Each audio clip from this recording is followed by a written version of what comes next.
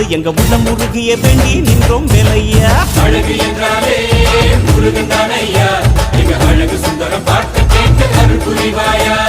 சேவல் கொடியுடன் சிரிக்கும் முருகையா, எங்க வாழ்க்கையில வெற்றி பொங்க வருவாயா. ஆறுபட வீடு கொண்ட முருகனுக்கு அரோகரா, அப்பானுக்கு பாடம் சொன்ன சுப்பனுக்கு அரோகரவும் பேர சொல்லி இந்த ஊரே வந்தோம். உன்னை தேடி வந்து எங்க உள்ளம் முருகிய வேண்டி நின்றோம் வேலை.